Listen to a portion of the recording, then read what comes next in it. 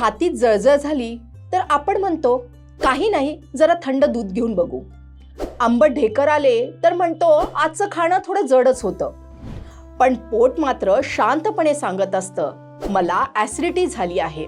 बाहेरचं खाणं, तेलकट, तुपकट, बदललेली लाईफस्टाईल या सगळ्यांचं नाव आहे ऍसिडिटी. नमस्कार, मी doctor Shabnam Lanjekar, MD homeopathy. आज आपण चर्चा करणार आहोत एका चटपटीत विषयावरती, पोटांच्या तक्रारी आणि त्यावरती होमिओपॅथिक उपाययोजना.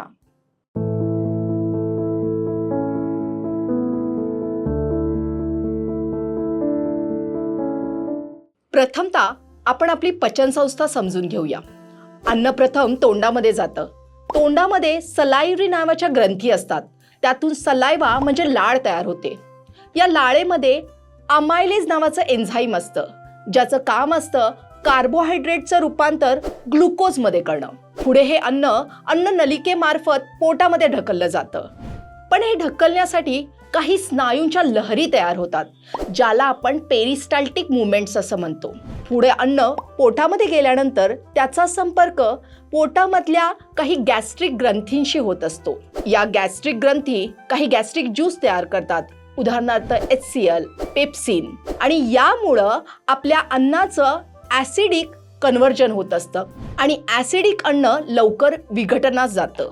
पुढे हे अन्न लहान आतड्यांमध्ये जातं आणि लहान आतड्यामध्ये अन्नाचं रक्तामध्ये शोषण केलं जातं. पण ते करण्यासाठी काही लिव्हरमधून बाईल नावाचा पदार्थ येतो आणि पॅनक्रियाजमधून काही ज्यूस येतात, त्याला पॅनक्रियाटिक ज्यूस म्हणतात. याच्या मदतीनं लहान आतड्यांमध्ये हे अन्न रक्तामध्ये शोषलं जातं.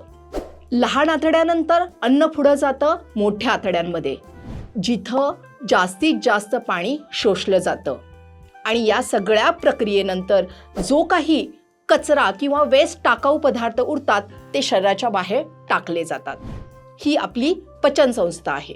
बऱ्याच वेळेला पेशंट आमच्या OPD मध्ये बरेच आजार घेऊन येत असतात. त्यातला पहिला महत्त्वाचा आजार म्हणजे ऍसिडिटी. पोटामध्ये अन्नाच्या पचनासाठी HCl म्हणजे हायड्रोक्लोरिक ऍसिड खूप महत्त्वाचं असतं. पण काही कारणामुळे या ऍसिडचा बॅलन्स बिघडतो. उदाहरणार्थ खूप मसालेदार पदार्थ खाणे, चहा कॉफीचं अतिरिक्त सेवन, ताणतणाव यामुळे पोटातील म्युकस नावाचा एक प्रोटेक्टिव्ह लेयर डॅमेज होतो आणि याचा परिणाम म्हणून HCl ऍसिड बॅलन्स बिघडतो आणि पोटामध्ये ऍसिडिटी होती. त्यामध्ये करपे डेकर येणं, छातीत जळजळणं यासारखे प्रॉब्लेम चालू होतात. अजून एक प्रॉब्लेम घेऊन पेशंट बऱ्याच वेळेला आमच्याकडे येतो, तो म्हणजे अपचन, ज्याला आम्ही इंडायजेशन असेही म्हणतो. स्टमकमध्ये काही एन्झाईम्स तयार होतात. हे एन्झाईम आपल्या पचनासाठी मदत करत असतात, उदाहरणार्थ अमायलेज, प्रोटीएज, लायपेज.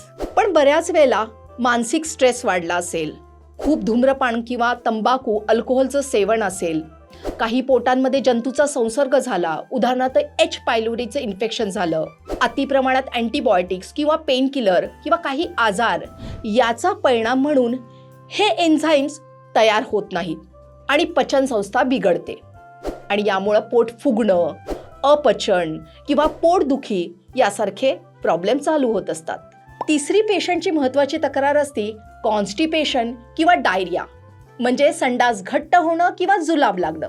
आपल्या आतड्यांमध्ये स्नायूंच्या काही लहरी तयार होत असतात आणि या लहरींच्यामुळे अन्न पुढं ढकललं जातं. पण बऱ्याच वेळेला स्ट्रेस असेल किंवा काही हार्मोनल इम्बॅलन्स झाला, उदाहरणार्थ कॉर्टिसॉल हार्मोनमध्ये जर बदल झाला आणि त्याचबरोबर जेवणामध्ये फायबरयुक्त पदार्थांची कमतरता झाली, तर बऱ्याच वेळेला या स्नायूंच्या होणाऱ्या हालचाली मंदावतात, ज्यामुळं कॉन्स्टिपेशन होतं. आणि बऱ्याच वेळेला या स्नायूंच्या हालचाली इतक्या फास्ट होतात की आपल्याला जुलाबही लागू शकतो. यालाच आपण कॉन्स्टिपेशन किंवा डायरिया म्हणतो. चौथी अजून एक तक्रार लोक घेऊन येतात, ती म्हणजे IBS, इरिटेबल बॉवेल सिंड्रोम. यामध्ये आपल्या आतड्यांच्या मध्ये चांगले आणि वाईट दोन्ही प्रकारच्या जीवाणूंचा समतोल राखला जातो. फास्ट फूड खाणं, काही इन्फेक्शन्स किंवा अँटीबायोटिक याचा परिणाम म्हणून या जीवाणूंचा बॉडीमधला समतोल बिघडतो आणि परिणाम स्वरूपी IBS होतो. IBSच्या पेशंटला वारंवार शौचाला जावं लागतं, पण जाऊन सुद्धा त्याला समाधान किंवा सॅटिस्फॅक्शन होत नसतं. याला आपण एक मानसिक आजार म्हणूनही बघतो. पाचवी तक्रार घेऊन आमच्याकडे पेशंट येतात ते म्हणजे दुधाची ॲलर्जी होती. त्याला लॅक्टोज इंटॉलरन्स असंही म्हटलं जातं. लॅक्टोज हा एक दुधामधला नैसर्गिक पदार्थ आहे. ही एक नैसर्गिक साखर आहे. या साखरेचं पचन करण्यासाठी लॅक्टेज नावाचं एन्झाईम आवश्यक असतं. परंतु काही लोकांच्या मध्ये हे एन्झाईम कमी प्रमाणात तयार होतं किंवा नसतं आणि याचा परिणाम म्हणून लॅक्टेज एन्झाईम कमी पडतो. याची बऱ्याच वेळा कारणे आहेत. अनुवंशिकता, काही पोटाला होणारे वारंवार इन्फेक्शन, आतड्याची वारंवार होणारी सूज, त्याचबरोबर वाढतं वय याचा परिणाम म्हणून हे एन्झाईम आपल्या शरीरामध्ये कमी होतात. सामान्यतः लॅक्टोज हा आपल्या लहान आतड्यांमध्ये शोषला जात असतो, पण एन्झाईमचा अभाव झाल्यामुळे तो मोठ्या आतड्यांमध्ये जातो. पण मोठ्या आतड्यांच्या मध्ये काही जीवाणू आहेत जे ह्या लॅक्टोजचं फर्मेंटेशन करतात आणि परिणामस्वरूपी गॅस किंवा ॲसिडिटी तयार होत असते आणि याचा परिणाम म्हणून जुलाबही लागू शकतात. पण आता काळजी करायचं कारण नाही, कारण आमच्या डॉक्टर लांजेकर्स आधार होमिओपॅथिक हेअर स्किन लेसर क्लिनिकमध्ये आम्ही लक्षणं नाही तर मूळ कारण बघतो. आग विझवण्यापेक्षा आग का लागली हे शोधून काढलं जातं. आपल्या होमिओपॅथीमध्ये काही औषधं आहेत.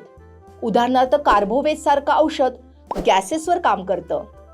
नक्सोमिका सारखं औषध तर ॲसिडिटी आणि नॉशियासाठी रामबाण उपाय ठरतं. लायकोपोडियम सारखं औषध पोटाच्या खालच्या बाजूमध्ये जे गॅसेस तयार होतात आणि पोटात दुखतं त्यावर काम करतं. तर रोबिना सारखी रेमेडी ॲसिड रिफ्लक्स किंवा उलट्या डकार येणं याच्यावरती काम करतं. आणि असाफोइटिडा तर कॉन्स्टिपेशनसाठी मस्त काम करतं.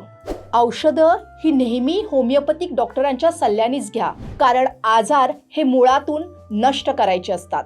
छान आहार घ्या, वेळेवरती झोप घ्या, जेवण वेळेवरती करा, हसत खेळत राहा आणि होमिओपॅथीच्या मदतीने ॲसिडिटी मुक्त जीवन जगा. व्हिडिओ आवडला असेल तर व्हिडिओला लाईक करा, शेअर करा आणि असे अनेक व्हिडिओ पाहण्यासाठी आमच्या चॅनलला सबस्क्राईब करा.